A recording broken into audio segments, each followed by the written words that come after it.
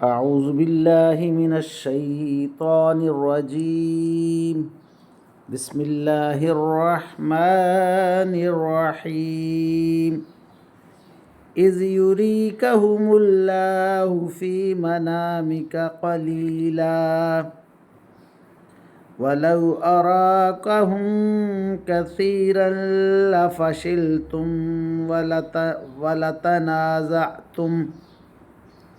ولتنازعتم في الأمر ولكن الله سلم إنه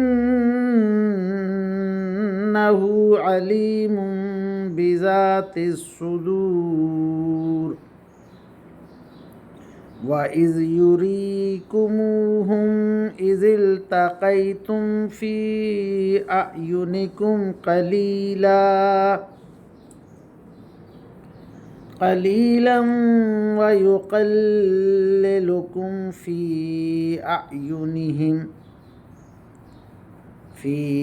أعينهم ليقضي الله أمرا كان مفعولا وإلى الله ترجع الأمور. آمنت بالله صدق الله مولانا العظيم وصدق رسوله النبي الكريم ونحن على ذلك من الشاهدين والشاكرين والحمد لله رب العالمین. ابھی آپ کے سامنے سورہ الانفال کی آیت نمبر 43 تا 44 کی تلاوت کی گئی. انشاءاللہ کچھ ہی دیر بعد عزت مآب راؤ شاہ نواز صاحب انہی آیات کا ترجمہ، تشریح اور تفسیر بیان فرمائیں گے. اللہ تعالیٰ سے دعا ہے کہ ہمارا پڑھنا، آپ لوگوں کا سننا اللہ تعالیٰ قبول و منظور فرمائے اور اس پر عمل کی توفیق عطا فرمائے. آمین یا رب العالمین. اعوذ باللہ من الشیطان الرجیم. بسم اللہ الرحمن الرحیم. ملتان سے شاہ نواز تمام دوستوں کو السلام علیکم ورحمۃ اللہ وبرکاتہ. دوستان گرامی، آپ کے سامنے سورہ انفال کی آیت نمبر 43 اور 44 کی تلاوت کی گئی. اب انہی آیات کریمہ کی آسان تشریح، ترجمہ اور تفسیر حاضر خدمت ہے. اللہ تعالیٰ قرآن پاک میں ارشاد فرما رہا ہے: اے پیغمبر صلی اللہ علیہ وسلم، وہ وقت یاد کرو جب اللہ خواب میں تمہیں ان دشمنوں کی تعداد کم دکھا رہا تھا، اور اگر تمہیں ان کی تعداد زیادہ دکھا دیتا تو اے مسلمانوں تم ہمت ہار جاتے اور تمہارے درمیان اس معاملے میں اختلاف پیدا ہو جاتا. لیکن اللہ نے تمہیں اس سے بچا لیا. یقیناً وہ سینوں میں چھپی ہوئی باتوں کو خوب جانتا ہے. اللہ اکبر. اور وہ وقت یاد کرو جب تم ایک دوسرے کے مد مقابل آئے تھے تو اللہ تعالیٰ نے تمہاری نگاہوں میں ان کی تعداد کم دکھا دی اور ان کی نگاہوں میں تمہیں کم کر کے دکھایا گیا تاکہ جو کام ہو کر رہنا تھا اور اللہ اسے پورا کر دکھائے اور وہ تمام معاملات اللہ ہی کی طرف لوٹ کر جانے ہیں. اللہ اکبر. اب ان آیات کریمہ کی تشریح. جنگ شروع ہونے سے پہلے جب ابھی تک مسلمانوں کو یہ پتہ نہیں چلا تھا کہ حملہ آوروں کی تعداد کتنی ہے، تو حضور علیہ الصلوۃ والسلام کو خواب میں کافروں کی تعداد کے لشکر کو کم کر کے دکھایا گیا. آپ نے وہ خواب صحابہ کرام سے بیان فرمایا جس سے ان کے حوصلے بلند ہوئے. امام راضی رحمۃ اللہ علیہ فرماتے ہیں: نبی کا خواب چونکہ واقعے کے خلاف نہیں ہو سکتا، اس لیے بظاہر آپ کو لشکر کا ایک حصہ دکھایا گیا. آپ نے اسی حصے میں لوگوں کو بتایا وہ تھوڑے لوگ ہیں، اور بعض حضرات کو یہ بھی فرمایا خواب میں جو چیز دکھائی جاتی ہے وہ عالم مثال سے تعلق رکھتی ہے.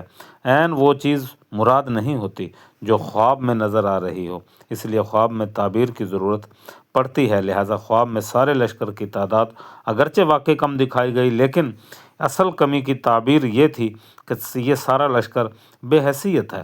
حضور علیہ الصلوۃ والسلام کو اس کی تعبیر کا علم تھا.